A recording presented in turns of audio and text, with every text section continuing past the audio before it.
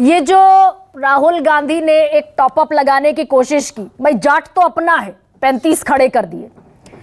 OBC और दलितों में इतनी सारी घोषणाओं के बाद सेंध लगने की जो सुगबुगाहट थी वो टॉपअप करने राहुल गांधी आए, लेकिन ये आखिरी लम्हों में ये डिफेंसिव मूव है, ये इनसिक्योरिटी वाला मूव है, ये टॉपअप मूव है क्या ये? क्योंकि अब मध्य प्रदेश और छत्तीसगढ़ भी फिर याद आ जाते हैं, दोनों राज्य।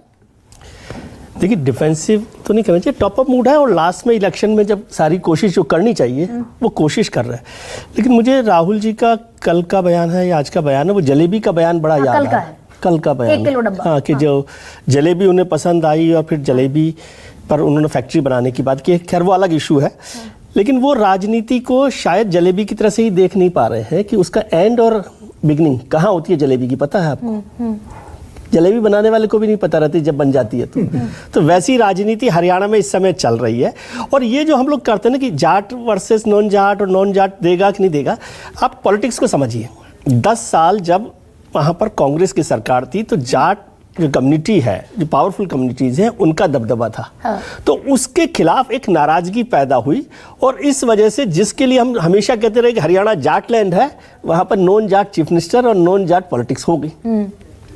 अब ये अगले जो 10 साल हैं उसमें उन जाटों ने सोचा कि भाई हम तो सबसे पावरफुल हैं, लेकिन हमें इग्नोर किया गया है।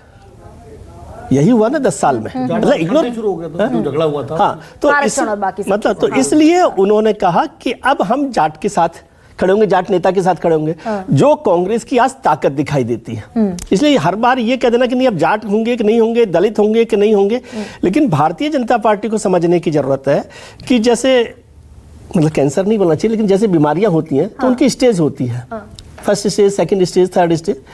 तो भारतीय जनता पार्टी को सेकंड स्टेज मिल गई थी 2019 के विधानसभा चुनावों में, जिसमें कहा कि 40 सीटों पर आ गए। तो उन्होंने बताया कि तबियत नासाज है आपकी। अब तबियत नासाज है तो या तो आपको तुरंत इलाज करवाना चाहिए था, कीमोथेरेपी करवाते, रेडिएशन करवाते, सर्जरी करवाते, लेकिन वो स्टेज 2 से स्टेज 3 तक पहुंचते पहुंचते 9.5 साल लग गए। जरूरी है मुझे नहीं पता। मैं विजय जी, एक और, ये तो चलिए बीजेपी की जो चुनौतियां हैं वो हैं, लेकिन एक सवाल ये भी है कि जो कांग्रेस अपने लिए बुके में 25% प्लस 21% प्लस 33%, 54 प्लस 25 मानकर चल रही है, तकरीबन 75% ये है, या फिर मध्य प्रदेश और छत्तीसगढ़ में जो हम एक बड़ी सुखद तस्वीर कांग्रेस लेकर चल रही थी, सरकार बना रहे भाई हम तो। वो 18 साल के बाद भी वो आ गए। लेकिन एक बात तो हमें समझना चाहिए, भारतीय जनता पार्टी और कांग्रेस में, कांग्रेस मतलब भूपेंद्र हुड्डा जी की पार्टी है ना हरियाणा में। अब कांग्रेस को ऐसे ही पार्टी की तरह से देखते कि अब राहुल गांधी जी ने तय कर दिया तो शैलजा जी हाथ मिला लेंगी तो हो जाएगा। वहां की पार्टी, कांग्रेस पार्टी भूपेंद्र हुड्डा जी की पार्टी है, और इसलिए आपकी तमाम कोशिशों के बाद भी 35 उम्मीदवार उन्होंने बना दिए, 72 कैंडिडेट वहां पर बना दिए। तो राहुल जी को पता नहीं, मुझे याद नहीं है, सुरेंद्र जी को पता होगा कि भूपेंद्र जी ने परमिशन दी और उसके बाद वो आए, या किस तरह से उनकी एंट्री हुई हरियाणा में।